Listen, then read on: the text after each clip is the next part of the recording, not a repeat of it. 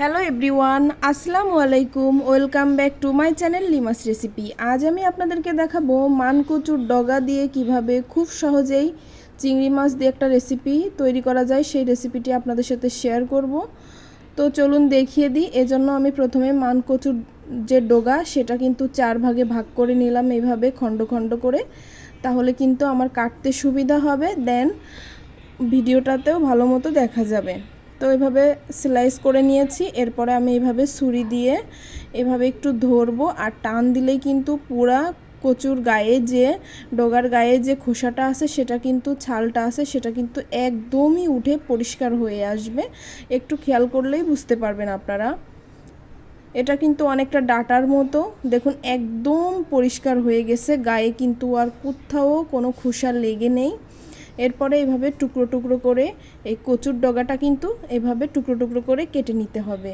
তো বন্ধুরা, এটা কিন্তু কাটার সময় চেষ্টা করবেন গ্লাভস পরে নেওয়ার জন্য, তাহলে কিন্তু তা না হলে কিন্তু কচুটা কাটার সময় কিন্তু হাত কালো হয়ে যায়। তো এই জন্যই কিন্তু গ্লাভসটা পরে নিয়েছি। তো এভাবে কচুগুলা স্লাইস করে কেটে নিব। এটা কিন্তু একেবারে সহজ এবং অল্প সময়েই এই রেসিপিটা তৈরি করা যাবে, এবং এটা কিন্তু খুবই হেলদি একটা রেসিপি। তো এরপরে দেখুন আমি মোটা আর একটা ডগা নিয়ে নিলাম। সেই ডগাটা এইভাবে প্রথমে একবার কেটে নিব, তারপর আবারও সেম একইভাবে এই ডগাটাকেও আমি কিন্তু এভাবে খোসাটা ছাড়াইয়ে নিব। তো বন্ধুরা, আমার রেসিপিটি যদি ভালো লাগে তাহলে প্রতি সপ্তাহে 3টা নিত্য নতুন রেসিপি পেতে অবশ্যই চোখ রাখবেন আমার চ্যানেলে। তো এই জন্য কিন্তু আমার চ্যানেলটিকে সাবস্ক্রাইব করে পাশে থাকা অল নোটিফিকেশানে ক্লিক করে দিতে হবে, যাতে নতুন কোনো ভিডিও আপলোড করলে তার নোটিফিকেশান আপনারা সবার প্রথমে পেতে পারেন।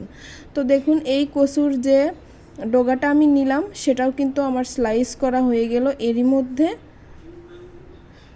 তো এরকম স্লাইস করলে কিন্তু যখন কচুটা যখন দ্বিতীয় স্টেপে যখন সেদ্ধটা করতে যাব তখন কিন্তু গলে যাবে, এর থেকে ছোটো করার আর কোনো প্রয়োজন নাই। তো এবার এই যে কচুগুলো আমি স্লাইস করলাম সেই কচুগুলাকে এবার আমি তুলে নিব একটা জাল শাক। তো তুলে নেওয়ার পরে দেখুন নেওয়া হয়ে গেছে। এবার এটাকে আমি ধুয়ে নিব পরিষ্কার নর্মাল পানি দিয়ে। তো এই জন্য আমি ব্যাচিংয়ে চলে যাচ্ছি। তো ব্যাচিংয়ে যাওয়ার পরে আমি এভাবে এই কচুগুলাকে ধুয়ে নিব, ধুয়ে পরিষ্কার করে একটু পানিটা ঝরিয়ে নিতে হবে, তাহলে কচুর ভিতরে যে একটা রসালো ভাব আছে সেটা কিন্তু পানির সাথে ধুয়ে পরিষ্কার হয়ে যাবে। তো এরপরে আমি চুলায় একটা প্যান বসিয়ে দিয়েছি, সেই প্যানের ভিতরে এই কচুর ডগাগুলাকে দিয়ে দিব। তো দেওয়া হয়ে গেছে। এরপরে এর উপরে দিয়ে দিব আমি পরিমাণ মতো কিছুটা লবণ, আর দিয়ে দিব হাফ চা চামচ পরিমাণে হলুদের গুঁড়া। তো দেওয়ার পরে এটাকে আমি খুন্তির সাহায্যে একটু নেড়ে চেড়ে দিব, দিয়ে তারপরে আমি ঢাকনা দিয়ে ঢেকে দিব। কিন্তু বন্ধুরা অবশ্যই এ পর্যায়ে কিন্তু এভাবে একটু নাড়াচাড়া করে তারপর উপর দিয়ে একটু পানি দিয়ে দিতে হবে, যাতে সবগুলো কচুর গায়ে ভালো মতন এই লবণ হলুদটা লেগে যায়। তা না হলে কিন্তু হলুদটা এক জায়গায় দলা পেকে থাকবে এবং খেতে ভালো লাগবে না। ঢাকনা দিয়ে ঢেকে দিব। কিছুক্ষণ পরে ঢাকনাটা তুলে একটা খুন্তি দিয়ে এই কচুগুলাকে একটু নাড়াচাড়া করে দিব। তো এইভাবে একটু নাড়াচাড়া করে তল উপর এক করে দিতে হবে, যাতে সবটুকু ভালো সমানভাবে কুক হয়। তো এবার কিন্তু দেখুন আমার নাড়াচাড়া করা হয়ে গেছে, আবারও একটু ঢাকনাতে ঢেকে দিলাম। তো দেখুন মাশাআল্লাহ এবার কিন্তু ভালো করে সিদ্ধ হয়ে গেছে, হাফ সিদ্ধ। এরপরে আমি দিয়ে দিলাম কিছুটা কাঁচামরিচ কুচি। তো এখানে আমি কাঁচামরিচ ফালি করে দিয়ে দিলাম, সরি এভরিওয়ান। তো এজন্য আমি কাঁচামরিচটা মাছ সময়ে দিলাম, যাতে কাঁচামরিচটা ফ্লেভারটা ভালো আসে। আর প্রথমে দিলে কিন্তু কচুর সাথে একদম সিদ্ধ হয়ে এটা কিন্তু দেখতেও খারাপ হয়ে যায় আর স্বাদটা একটু অন্যরকম লাগে। তো দেখুন এ পর্যায়ে আমার কচুটা পুরোপুরি সেদ্ধ হয়ে গেছে, গলে কতটা মলিন হয়ে গেছে সেটা কিন্তু দেখেই বুঝতে পারছেন আপনারা আশা করি। এদিকে চুলায় আবারও একটা প্যান বসিয়ে দিলাম, সে প্যানে দিয়ে দিলাম আমি 4টা পেঁয়াজ কুচি এবং 2টা রসুন কুচি। তো দেওয়ার পরে এটাকে ভালো করে নেড়েচেড়ে একটু কিছুক্ষণ ভেজে নিব। তারপরে দিয়ে দিব এখানে 4 টুকরা শুকনো মরিচ। তো শুকনো মরিচের স্মেলটা আমার খুবই ভালো লাগে, এজন্য আমি শুকনো মরিচ দিয়েছি। চাইলে আপনারা এটা স্কিপ করতে পারেন। দিয়ে দিব এখানে হাফ চা চামচ পরিমাণে জিরা। তো এই জিরাটা দিলে কি হয়, যে কোনো সম্ভারা দিতে গেলে কিন্তু জিরা লাগে, জিরার স্মেলটা ভালো লাগে। তো এরপরে দিয়ে দিলাম আমি 5-6টা মতো চিংড়ি। তো চিংড়িটা দেওয়ার পরে সমস্ত উপকরণগুলোকে আমি আরও কিছুক্ষণ নাড়াচাড়া করে ভেজে নিব।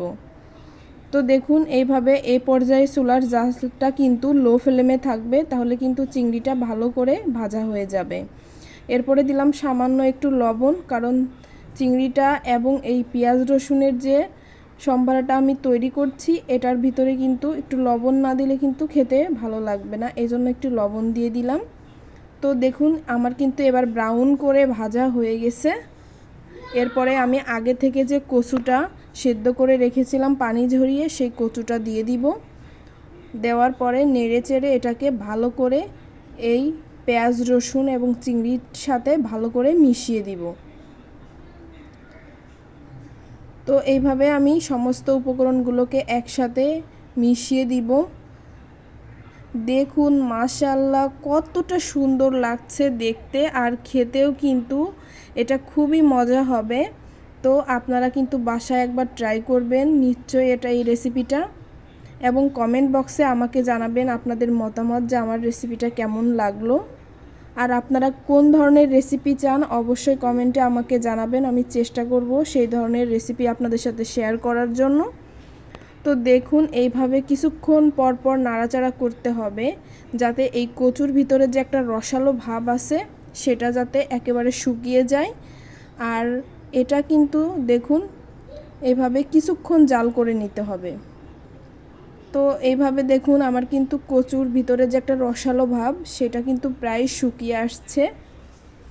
তো কচুর ভিতরে যদি রসালো ভাব থাকে এটা কিন্তু খেতে গেলে কিন্তু টেস্টি লাগে না, আর যদি কচুর এই রসালো ভাবটা চলে যায় তাহলে মাশাআল্লাহ খেতে কিন্তু খুব মজার হবে।